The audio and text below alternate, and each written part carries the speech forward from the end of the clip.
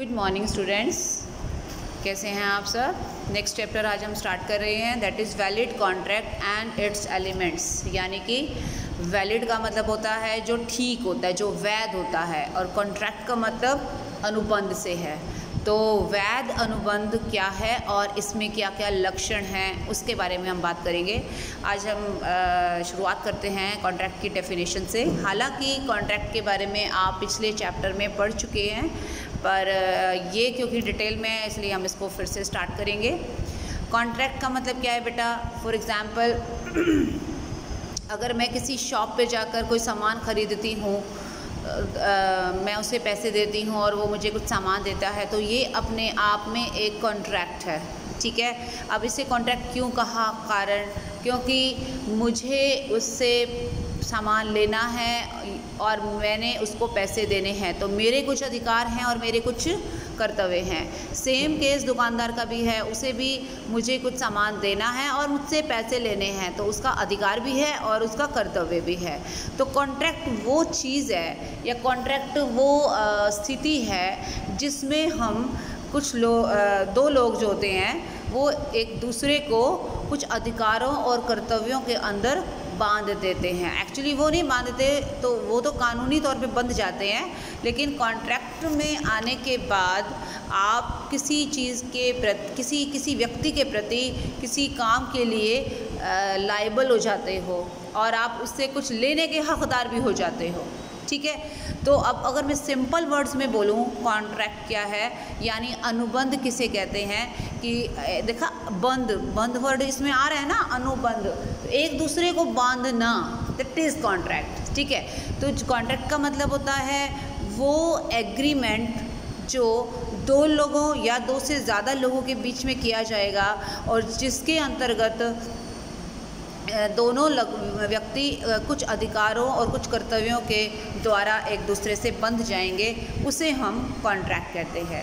अगर आपको मैं डेफिनेशन यहाँ दिखाऊं तो वो यही कह रहा है, contract is an element created and defining obligations between the parties. अब बिटवीन द पार्टीज़ का मतलब वो पक्षकार हो गए, और एग्रीमेंट मैंने बताया ना कि दो लोगों के बीच में एक ठहराव हो गया, ठहर गए। एग्री का मतलब दोनों सहमत हो गए एक दूसरे से, और एग्रीमेंट का मतलब होता है ठहर जाना, यानी ठहराव हो जाना। दोनों लोग एक दूसरे के साथ ठहर गए, मतलब मान गए किसी बात के लिए।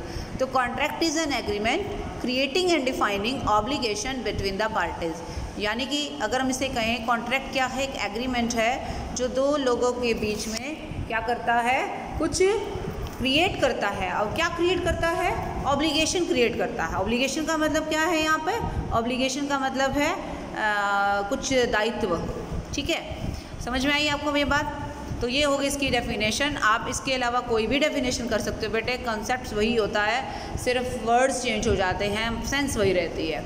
ठीक है, चलिए अब आगे चलते हैं कि ये जो अभी अभी मैंने बताया कॉन्ट्रैक्ट इज़ एन एग्रीमेंट। तो कॉन्ट्रैक्ट इज़ एन एग्रीमेंट का मतलब यहाँ से ये समझ में आ रहा है कि कॉन्ट्रैक्ट जो है अपने आप में एक एग्रीमेंट भी है। ठीक है, तो अब आपको बता देती हूँ कि ऐसा कैसे। अब यहाँ पे आपको दो पॉइंट नज़र आ रहे होंगे। An agreement between the parties मतलब क्या है, आपको सिर्फ सिंपल भाषा में मैं बता रही हूँ कि कोई कॉन्ट्रैक्ट क्यों है, उसके लिए दो लक्षण का ध्यान रखना।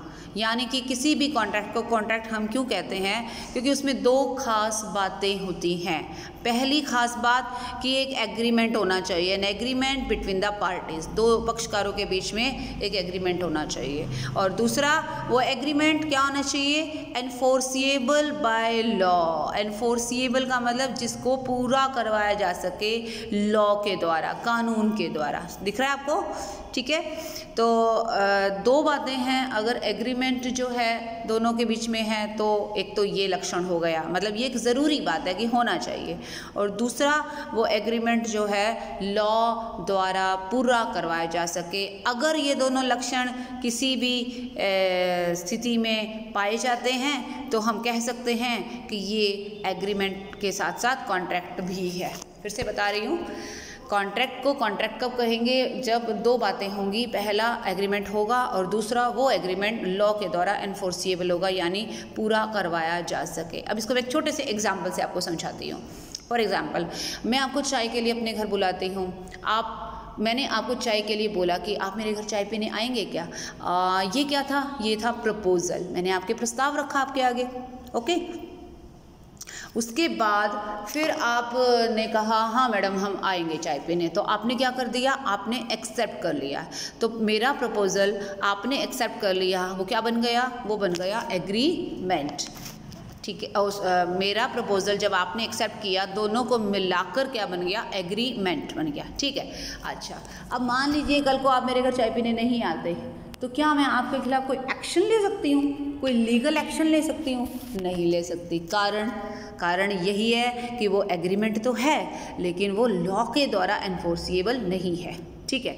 यही बात अगर मैं बदल दूँ, मान लो मैं किसी दुकानदार से कुछ सामान लेती हूँ और पैसे नहीं देती हूँ, या मैं पैसे देती हूँ और सामान नहीं देता वो मुझे, तो क्या मैं उसके खिलाफ लीगल एक्शन ले सकती हूँ? हाँ, तब मैं ले सकती हूँ। अब समझ में आया दोनों का अंतर?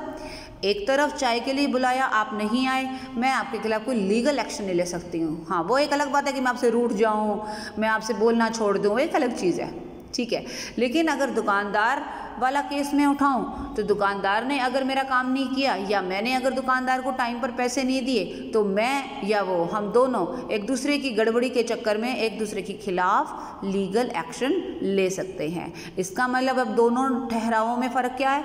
एक ठहराव सोशल था, जो चाय पीने वाला था वो सोशल था, ठीक है, वो उसमें कोई लीगल ऑब्जेक्ट नहीं था, लेकिन दूसरे वाले में एक लीगल ऑब्जेक्ट था, एक उद्देश्य था, ठीक है।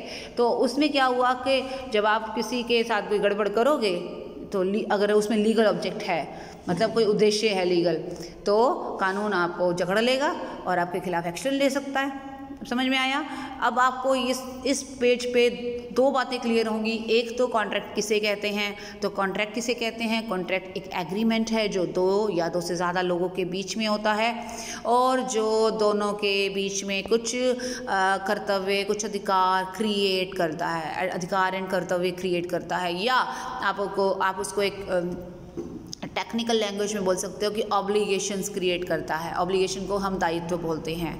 दूसरी बात आ जाती है कि कॉन्ट्रैक्ट और कॉन्ट्रैक्ट की डेफिनेशन से एक बात निकल कर आई क्या, कि एक तो एक एग्रीमेंट होना चाहिए और दूसरा वो एग्रीमेंट इनफोर्सिएबल होना चाहिए। समझ में आ गया? और दोनों का मैंने एग्जाम्पल आपको बता दिया है। चलिए अब आ जाते हैं नेक्स्ट पेज पे। नेक्स्ट पेज पर हमने देखा अब कॉन्ट्रैक्ट वर्सेस एग्रीमेंट। वर्सेस समझते हैं ना कि भाई कॉन्ट्रैक्ट और एग्रीमेंट के बीच में क्या कनेक्शन है, या उन दोनों की तुलना करनी हो, ठीक है, तो हम वर्सेस वर्ड इस्तेमाल करते हैं। अब एक ये डेफिनेशन है बेटा, ये बहुत इंपॉर्टेंट है और 99.9% मान के चलो कि ये क्वेश्चन पेपर में आ सकता है और आता है, ठीक है। तो क्या है, मैं पढ़ रही हूँ, all contracts are agreements but all agreements are not contract. Hindi में बता रही हूँ, सभी अनुबंध ठहराव होते हैं पर सभी ठहराव अनुबंध नहीं होते। अभी अभी आपने देखा, मैंने साबित कर दिया ना कि कॉन्ट्रैक्ट को कॉन्ट्रैक्ट बनाने के लिए दो चीज़ों का होना ज़रूरी है, एक एग्रीमेंट का होना और दूसरा उस एग्रीमेंट का एनफोर्सिएबल होना, ये ज़रूर होना चाहिए, ठीक है।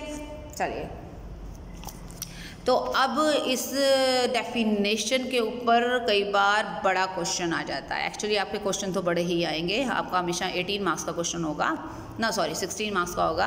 तो आपको ये कोटेशन दे दी जाएगी कि बताइए कि सारे कॉन्ट्रैक्ट एग्रीमेंट कैसे हैं और सारे एग्रीमेंट कॉन्ट्रैक्ट क्यों नहीं हो सकते।